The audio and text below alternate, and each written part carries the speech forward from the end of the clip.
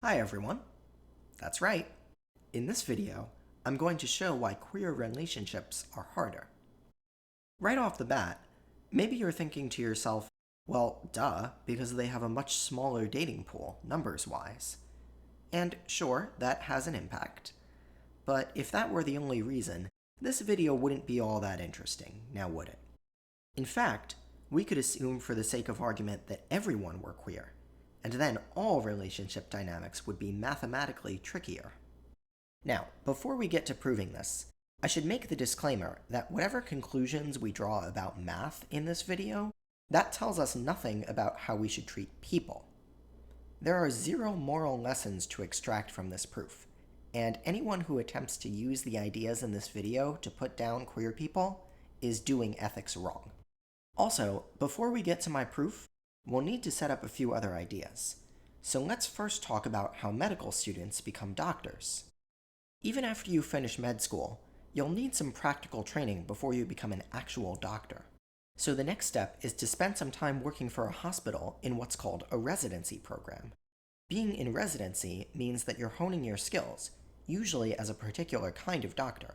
And each year, hospitals want to train a few people. But because it's only a few, applying to residency programs can be a very competitive experience. To see why, let's think about the application process from the perspective of a hospital. You have a few spots open to train people, so you might as well use them. In a perfect world, the best students would all apply to your program.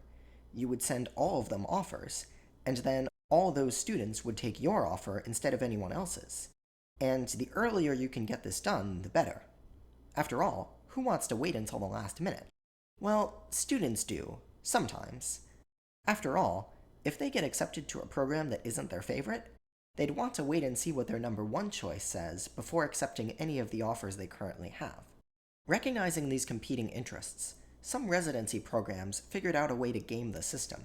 They realized that since they only need a few med students in their program, they can try to get the best students by sending them an offer of acceptance before most of the other programs have made up their mind. Then, they tell those students that they need to respond in a very short time window, say in the next 5 days. This meant that if med students wanted to wait to hear from someone else, the offer they currently have would be taken away. That's not a fun dilemma. Is it worth the risk to wait on a program they'd prefer when they have a guarantee right now? And only right now? What would you do in this scenario? Clock's ticking.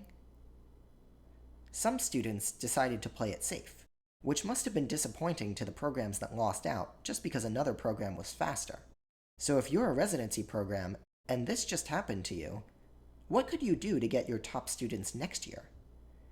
Well, if the others are sending out offers that expire early to try to recruit the best students, you can try to get there first and send out offers that expire even before the earliest offers come in.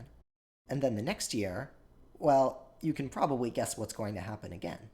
Year after year, residency programs started recruiting students earlier and earlier.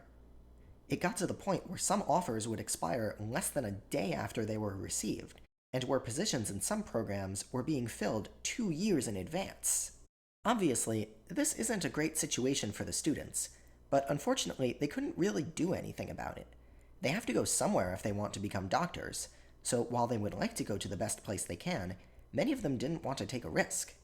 After all, there are only a few spots at each residency program, and many can be quite competitive. But this is also not a great situation for the hospitals that run the residency programs. If you're accepting med students 2 years in advance, and if they sometimes decide to go somewhere else because they felt pressured to accept an offer that didn't come from you, it's a lot harder for you to get the med students you most prefer. So in the 1950s, people started thinking about how to match med students to residency programs in a way that would make everyone happy. They figured that when the residency programs make decisions on the applications they receive, they're probably ranking all of those applications in some way, so that they can prioritize which students they'll offer a spot to first, and which students they'll want to offer a spot to next, in case some of their first-choice students decide to go somewhere else. And we could imagine the students are probably doing the same sort of thing for the residency programs. If they've done their research, and they're med students, so of course they have, They've talked to a bunch of people about the reputations of these programs and which places will be a good fit for them. Perhaps they've even interviewed at a few hospitals. So by the time they send out applications, they have a good idea of which program they'd most like to go to, and how all their backups stack up if their first few choices don't work out.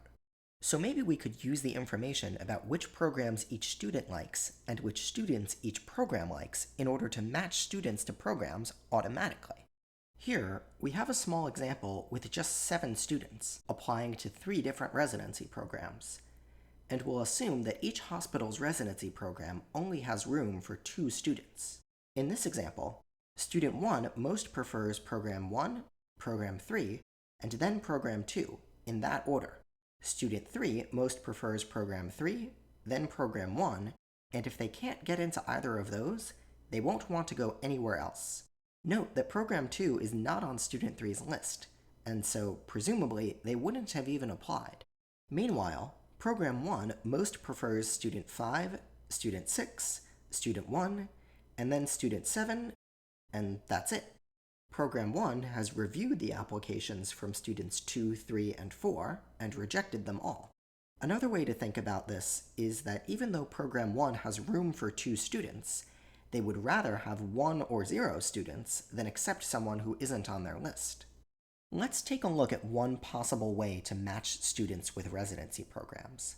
For example, we can match students 1 and 7 to Program 1, students 5 and 6 to Program 2, and students 3 and 4 to Program 3. And since each program only has 2 spots in this example, Student 2 doesn't end up going anywhere. So, what do we think of this? Did we do a good job taking everyone's preferences into account? On the student end, it looks pretty good, since most students got their first choices. But take a look at Student 5. They're going to their 3rd choice of program, despite the fact that every program wanted to have them. In fact, Student 5 was Program 1's number 1 student, and Program 1 was Student 5's number 1 program. If you're trying to match students with programs, do you think this outcome would be reasonable? The folks who solved this problem didn't want to create a scenario like this. If there's a med student who would rather go to a different program than the one they're at, and if that same program would rather have that student instead of one of their current ones, that's not a matching that either group would like. If this kind of issue shows up somewhere when we match students to programs, we call that an unstable matching. On the other hand, if our matching doesn't have any pairs like this one, we call it a stable matching. Looking back at our example, that isn't the only place where something seems off. Remember, Student 2 didn't get into any program at all, and would be happy to go anywhere. But if you were Program 2, why would you take Student 6 instead of Student 2? In fact, in this whole example, it looks like the desires of the programs were barely taken into account at all. And in this case, that was also to the detriment of the 2 students who didn't get their top choice. Fortunately, if we want to find a stable matching between students and programs, there's a nice way to get one every single time. Let's start by trying to match every single student with their top choice of residency program. Now, this isn't going to work right away. Each program only has so many spots. In Program 1's case, it can't accept students 1, 5, and 7. It'll have to make a decision, and in this case, since it prefers students 5 and 1 more than 7, we won't send student 7 there.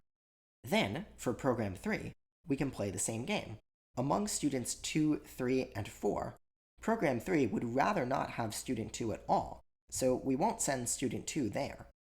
So at this point, 5 of our 7 students are in their first choice of program, but students 2 and 7 haven't found anywhere to go yet, so we'll see if we can get them into their next choice of program. Now, it's Program 2 that can't accept students 2, 7, and 6. As we go through this algorithm, we're not accepting any students right away. In other words, Program 2 isn't going to give student 6 priority just because we tried to send them there first. We merely look at all 3 students who are currently interested in Program 2. In this case, student 6 is preferred less than students 2 and 7, so we won't send student 6 to Program 2. Then, all we need to do is repeat these steps until we find a suitable program for every student. Right now, we don't have a suitable program for student 6, so let's look at their next choice. Is program 3 a good place to send them? Well, program 3 already has 2 students that it prefers more than student 6, so no. So let's look at student 6's third choice. Is program 1 a good place to send them? Yes, because among students 5, 1, and 6, program 1 would prefer to have students 5 and 6. So now we don't have a good place to send student 1, and so we'll find their next choice of program. In this case, student 1 is program 3's top choice, so this will cause program 3 to reject student 4. Now, move on to student 4's second choice. They wouldn't be preferred by program 1 at all. And then their third choice. Program 2 already has 2 students it prefers more. Taking stock of where we're at, we have a suitable program for every student except student 4. But since student 4 is not really preferred by any of the residency programs, there's no good place to send them. So at this point, we can match everyone as they are. Students 5 and 6 will go to Residency Program 1, students 2 and 7 will go to Residency Program 2, and students 1 and 3 will go to Residency Program 3. Now, for the key question, does this algorithm actually work? To ensure that we get a stable matching here, we need to check that there isn't a student program pair that prefer each other more than what they currently have. Of course, this was just an example, so we should make an argument that will work no matter what example we had. Let's think about what would need to happen for a student to prefer one program but end up in another. To determine who goes where, we tried to send students to their most preferred program. Then, if that didn't work out, we tried to send them to their second choice, then their third choice, and so on. But the only way a program wouldn't work out is if it rejected the student. And a program will only do that if we've already tried to match it with 2 students that it prefers more. And once a program has 2 students that it prefers more, the only reason we might have to move one of those 2 students is if the program finds an even better student. So when a program rejects a student, it will always end up with students that it prefers more. Therefore, it would be impossible for a program to prefer a student that it rejected. In other words, for any student, we know that every program that they prefer more must have rejected them, which means that the program doesn't prefer the student more. But this means there can't possibly be a student and program that both prefer to be matched with one another more than what they currently have. And so, we will always find a stable matching when we use this algorithm. Now, looking at the results of our example, it looks like the residency programs did pretty well for themselves. You might ask yourself if this is the best they can do. Actually, because we focused on matching the students to their top choice of program, it's the students who ended up with the best programs they could have gone to in a stable matching, and the residency programs actually got their least preferred students that they could have ended up with. On the other hand, we could have done this same kind of algorithm, but we could start on the program side and try to match each program to their most preferred students. If we do this, we'll actually end up with the exact same matching because this specific example only has one stable matching. But in general, focusing on the programs first means that we'll find the best possible stable matching for the programs, which is also the worst possible stable matching for the students. The proof for why this happens is a bit technical, and since we don't need to know it for this video, I'm not going to present it. But if you're curious, I'll direct you to the wonderful Dr. Emily Reel and her presentation of the proof over on the Numberphile YouTube channel. I also bring up Dr. Reel's video because she presents the other example that was discussed in the original 1962 paper on this problem. It was written by David Gale and Lloyd Shapley, and they called it College Admissions and the Stability of Marriage. And yes, we could use this algorithm for college admissions if we wanted to, but I've titled the video The Stable Marriage Problem, because the more popular example is the one where we need to match a group of men with a group of women. And if you're publishing a paper about the stability of marriage back in the 60s, the only couple you're imagining having is a straight monogamous one. One man, one woman, that's it. But we're not in the 60s anymore, so let's modernize this example. There are gay people, there are bisexual people, heck, some people don't even fit in the gender binary.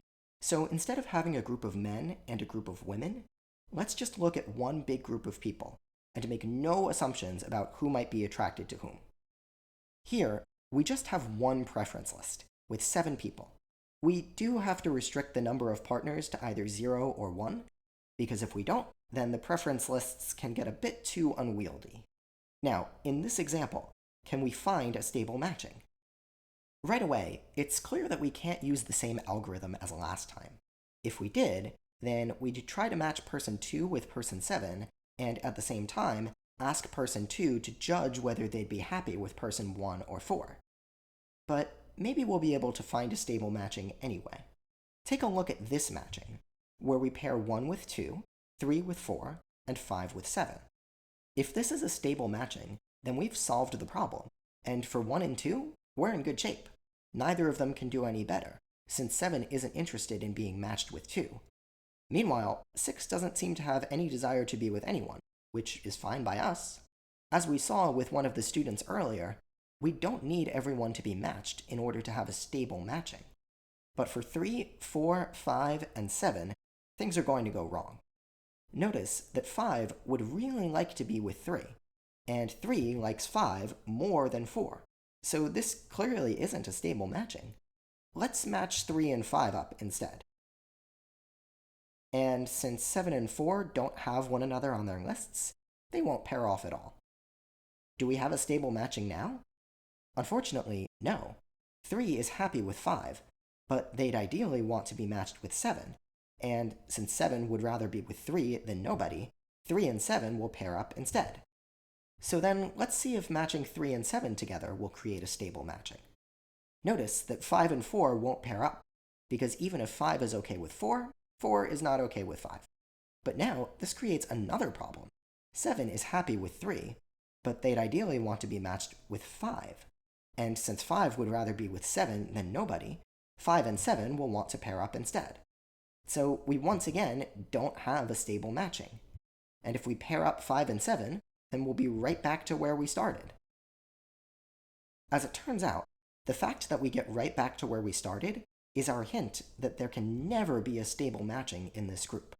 Let's take a closer look at just the 3rd, 5th, and 7th people.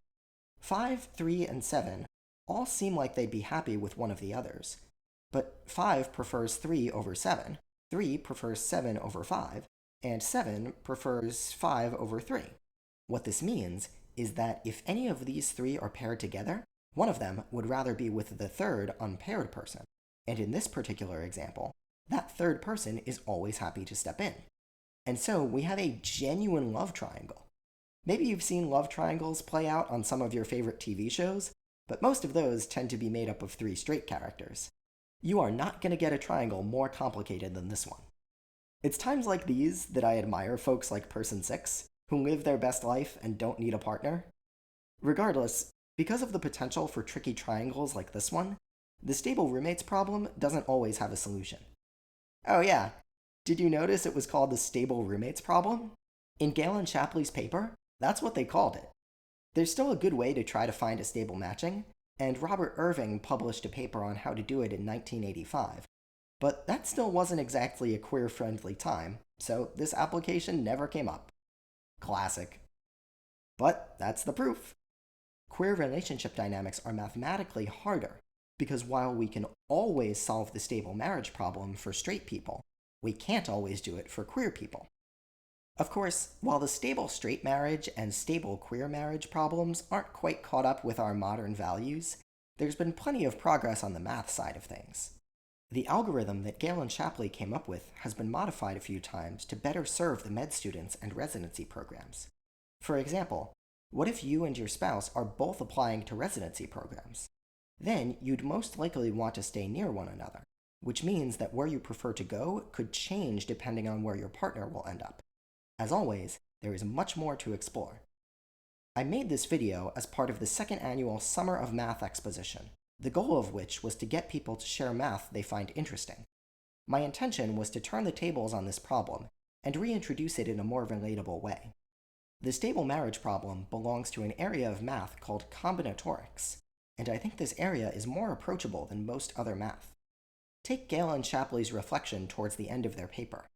They say, our algorithm is proven not in mathematical symbols, but in ordinary English. Knowledge of calculus is not presupposed. In fact, one hardly needs to know how to count. Yet any mathematician will recognize the argument as mathematical. Now, Combinatorics is still tricky. Galen Shapley makes sure to remind us right after saying this. But for the math that feels less approachable to you, I don't think it's inaccessible to everyone but a handful of geniuses and hard workers. It's just that so few people feel they've been given a reason to care in the first place. I wonder how much of that has to do with the stories mathematicians use to draw students in. We stick with the simple model because we think that's the way to explain something to everyone. We all know about men and women and that they usually marry one another, so let's just roll with that. I hope that my fellow mathematicians who are watching this will rethink some of our standard stories, so that more people can love what we do for their own reasons. And I highly encourage everyone to check out more of this year's Summer of Math Exposition entries. Many of them do exactly this. That, to me, is a big part of what makes math so compelling.